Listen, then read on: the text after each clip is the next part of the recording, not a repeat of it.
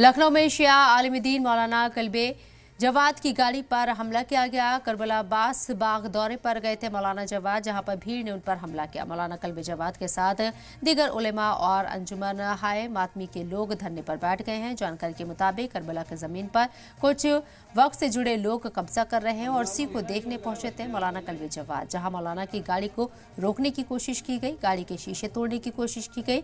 मौलाना कल्बे जवाद ने इल्जाम लगाया है कि उन्हें अंदर घुसने नहीं दिया गया। पुलिस को इत्तला दी गई, लेकिन पुलिस 1 घंटा ताखीर से आई और कोई कार्रवाई नहीं की।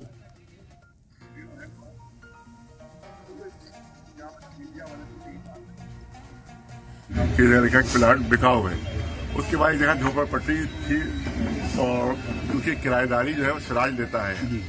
ये सब मिली भगत से हो रहा है। आगे पिछला मुतवली जो है सिराज, उसकी मिली भगत से हो रहा है और इसका बोर्ड के कुछ कार्यकर्ता हैं, उनसे भी इसकी मिली भगत है सब।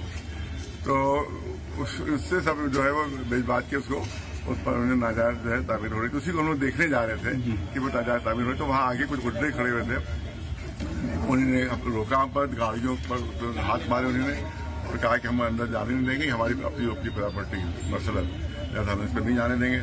तो फिर पुलिस वगैरह आ गई, इसमें काफी देर में आई, उसे भौरी दी आई, जबकि हमने इन्फॉर्म कर दिया था।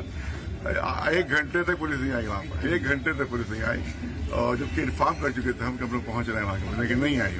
बल्कि सिर्फ एक पुलिस वाला हमारी तस्वीरें ले रहा था, उनकी किसी ने नहीं ली। किसी पुलिस वाले ने उनकी तस्वीरें नहीं ली, सबने हमारी तस्वीरें ली।